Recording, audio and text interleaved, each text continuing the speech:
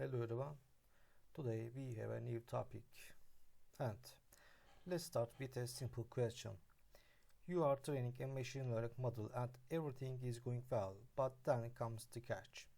There are constraints. Maybe your compute power is limited, or there is a strict accuracy requirement, or some regularization rule you have got to respect. So, now the question becomes, how do we optimize under these conditions? Okay. In neural networks, sorry, first we will look at other things. This is where Lagrange multipliers come into the picture, and they give us a systematic way to deal with constraints while optimizing. Now let me give you a few examples of where this shows up in practice. First, SVM. In support vector machines, the goal is to separate classes as wide as possible, right? So we are trying to maximize the margin between them, but still make sure we classify the points correctly. That's an optimization problem with constraints. In neural networks, on the other hand, we are usually trying to minimize loss, but often we also want to control model complexity to avoid overfitting. That's another constraint. And we manage that through regularization. Then there is resource allocation problems like distributing tasks or memory or energy across a system. Here we might want to get the best performance possible, but we can't exceed the budget or energy limits or maybe some capacity constraint. Okay. Now if we try to handle all these constraints manually, the process becomes messy. You end up breaking the optimization into parts or hard coding logic, and it is really easy to make mistakes. Without Lagrange multipliers, you are basically stitching things together and hoping it works. With Lagrange multipliers, things are cleaner. The math is solid and it gives you a single framework that applies across many different problems. So let's make this more concrete and let's look at our things. Okay, let's look at a simple example. Okay, and here's the problem setup. What's happening here? Let's say we want to minimize the function that's f of x comma y equals x squared plus y squared, and we have a constraint that's x plus y equals 1. Now, instead of solving this manually, we use something called the Lagrangian. Okay, we define a new function, the Lagrangian, which looks like this. And what's happening here? L of x y lambda equals f of x comma y plus lambda times g of x comma y. And here gxy is a constraint written in the form x plus y minus 1 equals 0. Okay, that's okay. Let me switch. Okay, and lambda is what we call the Lagrange multiplier. Think of it like a weight. It tells us how sensitive our optimal solution is to changes in the constraint. If you slightly loosen or tighten the constraint, lambda tells you how much the optimal value would shift. So now, to find the optimal point, we take the partial derivatives of the Lagrangian with respect to x, y, and lambda, and we set them equal to 0. That gives us the conditions for optimality. Okay, let's go through them by one by one, and let's see. Partial L over partial x equals 2x plus lambda equals 0. And partial L over partial y equals 2y plus lambda equals 0, and partial L over partial lambda equals x plus y minus 1 equals 0. Now we have a system of 3 equations with 3 unknowns, x, y, and lambda. We solve this simultaneously and we will find our optimal point, but sometimes it helps to see this visually too. And visual part is here. And okay, take a look at this diagram, and the blue circles you see here are level sets of our objective functions. Okay, you can see each circle represents a set of xy points where the function takes on the same value, so in a way they show all the places where the function is constant. Now that red line cutting across the screen, that's our constraint x plus y equal 1. So we are saying we can only choose points that lie on that line.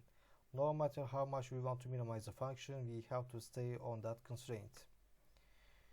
And there's a green dot on the screen, that's the optimal point. It happens at 0.5, 0.5. That's the solution we found using the method earlier. And if you watch the red dot move along the constraints, what it is doing is basically sliding along the constraint line, searching for the best possible point, the one that's closest to the origin, because we are minimizing x squared plus y squared. And here's the key thing. Notice how the optimal point is where the red line is a tangent to one of the blue circles. That's not a coincidence. That's exactly the condition Lagrange multipliers enforce. When the gradient of the function is parallel to the gradient of the constraint, that's when we are at the point of tangency, and that's the geometric interpretation of the math we did earlier. So this is not just an algebraic trick, it is actually describing what's happening on this graph. Okay, next SVM again is here. Okay, let's stop. Okay, SVM's here. So what is the basic idea here? We are trying to separate two classes with a hyperplane, and we want that separation to be as wide as possible. Mathematically, we define this as minimizing 1/2 times the norm of the weight vector squared, that is 1/2 times the squared norm of W.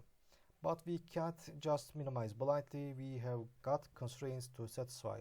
Each training example needs to be classified correctly and with a margin that gives us the condition. And let's look at this. What's that? Y sub I times W dot x sub I plus b is greater than or equal to 1. This is where Lagrange multipliers come in. Instead of solving this with some case-by-case logic, we write a new function called the Lagrangian. It looks like this. You can see L equals 1/2 times the norm of W squared minus the sum over I of alpha sub I times open bracket Y sub I W dot x sub I plus b minus 1 close bracket. Okay. And okay. So here each alpha sub I here is a Lagrange multiplier, one for every training point.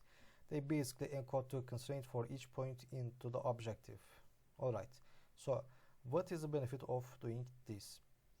Well, this setup makes it possible to move to the dual formulation, and in the dual most of these alpha sub I values end up being 0. Only a few training points will have non-zero multipliers. Those are the support vectors.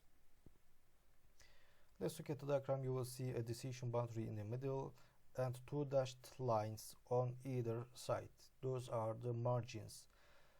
And now check the highlighted points, the ones in green. Okay, and here those are the support vectors. They are the only training points that actually matter in defining that margin.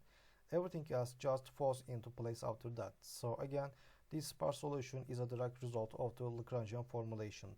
It leads us to something called K-Kitty conditions, and those conditions help us filter out the irrelevant points. And I think there is, yes, neural network regularization, and let's stop and talk about it. Okay. Let's talk about neural networks and how Lagrange multipliers connect to regularization. Sometimes we are training a neural network, we we don't just want to minimize the loss. We also want to impose some control over the weights. So we turn the problem into a constraint optimization, and here's one way to write that. Minimize loss of theta plus lambda 1 times the L1 norm of the theta plus lambda 2 times L2 norm squared of theta. And the constraint is here. The infinity norm of theta is less than or equal to C. So what's going on here? We are saying keep the weights under control. The L1 norm encourages sparsity, meaning we want a lot of zeros in the weights. The L2 norm on the other hand tries to keep them small overall. And the infinity norm constraint keeps the largest value. Now the Lagrangian helps us balance all of these at once. And let's break down L1 and L2 regularization cases separately. For L1 we have got, what is that? L equals loss plus lambda times absolute value of W1 plus lambda times absolute value of W2 and so on. This tends to shrink some weights all the way down to 0, which is helpful when we want a sparse model. For L2 it is L equals loss plus lambda times W1 squared plus W2 squared and so on. This doesn't set weights exactly to 0, but it does push them to be small, so the model doesn't rely too heavily on any one input. And here is something interesting. Even dropout can be seen in this framework. Think of dropout as applying a constraint that limits how much information any one path through the network can carry. You randomly drop connections during training, right? That's a kind of constraint. And we can think of the dropout rates as acting like a multiplier, controlling how strong that constraint is. The result, we force the network to not rely on just a few neurons, and that usually leads to better generalization. Okay, and I think we have last page. Okay, so we have some problems. And let's try out a few practice problems and see how Lagrange multipliers are used in actual optimization tasks. I will walk through each one step by step. Okay. So, here's a constraint linear regression setup. We are trying to minimize the squared error between ax and b. In other words, minimize the squared norm of ax minus b. But there is a constraint. The sum of all entries in X must equal 1. I mean 1 transpose times X equals 1. This condition enforces that the weights in X must add up to 1, which is something you often see in portfolio allocation problems or in convex combinations. Now, here's a hint that might help. We are basically projecting our solution onto the constraint manifold. That means we are not just minimizing ax minus b squared freely, we are doing it within a restricted subspace. So how do we solve this? We write the Lagrangian. You can see L equals the squared norm of ax minus b plus lambda times open parenthesis 1 transpose x minus 1 close parenthesis. Then we take derivatives with respect to x and lambda and solve the system. That gives us the constraint least squares solution. So the key idea here is that instead of solving two problems, one for the objective, one for the constraint, we solve one joint system using the Lagrangian. Problem 2. Classic one from finance, portfolio optimization. The goal is to maximize expected return. So we are working with maximize minus mu transpose w. Okay, this might look a bit odd. Why the minus? Well, we are using a minimization solver, so we fill it the sign of the return. Okay, now we have got two constraints. What are they? First, we want to stay within risk budget. Okay, and that's this, and we want to our rates to sum to 1, so we have this okay, here this, and to solve this we again turn to the Lagrangian. Let's read here. L equals minus mu transpose W plus lambda times open parenthesis W transpose sigma W minus sigma square close parenthesis plus gamma times open parenthesis 1 transpose W minus 1 close parenthesis. And here W is a vector of portfolio weights, okay, and this, you know, is the covariance matrix of returns, and mu is expected return vector. Okay, so what's happening? Lambda is enforcing the risk constraint and gamma enforces the full investment condition. Solving this gives us a set of optimal weights that balance risk and return while meeting our budget. And final problem. Now we already talked about support vector machines in the linear case, where we find a hyperplane that separates the classes. But what if the data is not linearly separable? In that case, we use kernels. Okay, we map the data into a higher dimensional space implicitly using kernel functions. The key trick is that we never need to compute mapping explicitly. And here's what we do.